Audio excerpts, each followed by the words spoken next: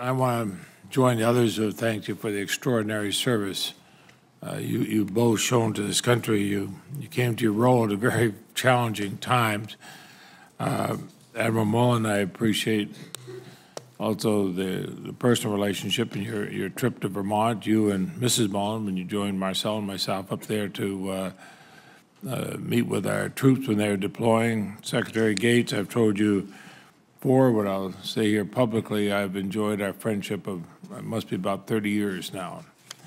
And I thought that I would say there's one issue we do not agree on, that's the war in Afghanistan. I think like most Americans, certainly most Vermonters I talk with, an increasing number of members of Congress, I think we have to dramatically accelerate our withdrawal of troops from that country.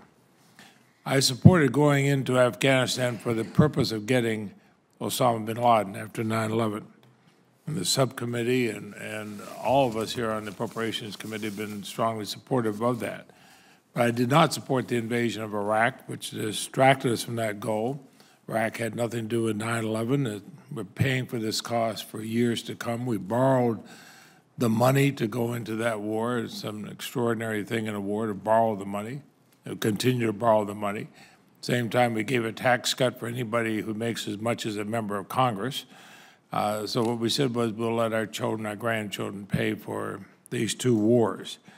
I don't think we can continue to sacrifice so many lives and spending billions of dollars a week in a war with no end. I think we have to identify achievable goals in Afghanistan. I think we have to reduce our military footprint there. And then we look at Pakistan. Just this morning, we received word that our putative ally arrested 5 people on the suspicion that they helped the United States to get Osama bin Laden. After publicly saying, of course, they wanted us to get Osama bin Laden, they arrested people who helped us get him.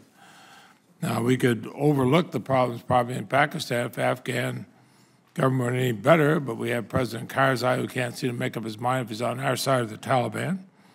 We support them with tax dollars, but at the same time we say we've got to privatize Medicare, eviscerate education funding, shred social safety net here in this country, stop all the money that we might have to make our industries more competitive. It's not a criticism of our military, and I've visited them there. They're performing extraordinarily well under very difficult things. But how long do we support governments that lie to us? When do we say enough is enough? Secretary Gates, I'll start with you. Well, first of all, I would say based on 27 years in CIA and 4.5 years in this job, most governments lie to each other. That's the way business gets done. Do they also arrest? Do they also arrest the people that help us when they say they're allies? Sometimes. Not often. And sometimes they send people to spy on us, and they're our close allies. So and we give that's aid the real world that we deal with. But I would tell you this: first of all, this is not a war without end. The Lisbon summit has made clear that the transfer to Afghan security responsibility and leadership will be complete not later than the end of 2014. Troops will be coming down during that period. The costs of these wars is coming down dramatically. The costs of these wars will drop between FY11 and 12 by $40 billion, and between 12 and 13 probably by several tens of billions of dollars more. And I ask the question, first of all, I think the prospects of having a more stable Afghanistan in terms of a country that can defend itself, I'm not talking about a Vermont democracy here, but a country that can defend itself. Neither am I, Mr. Secretary, and you know that. I know, but what I'm talking about is we are not in the business of nation building. What we are trying to do is build the Afghan national security forces to the point where they have the ability to defend that country, and so that the Taliban and al-Qaeda cannot reconstitute themselves in that country.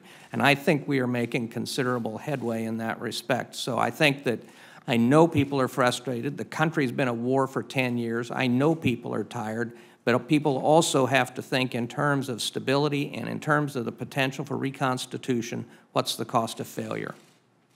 Do you want to add to that, Admiral Mullen? What I would talk about, I think in this, Senator Leahy, and you and I have talked about this many times, is Pakistan. And we are in the midst, and have been, of trying to, in the middle of this war, threats that they have in their territory, trying to build a relationship that was badly broken when we left the last time, when we terminated our relationship with them in the late 80s and early 90s, and we are back. And it's actually my belief that if we were to do that again, it may not be 5 years or 10 years, but we'll be back in a much more difficult situation. And so seeking to support stability in that part of the world to the degree that these two countries can evolve is, I think, a goal that we must continue to pursue, or the danger associated with a country that's got a nuclear arsenal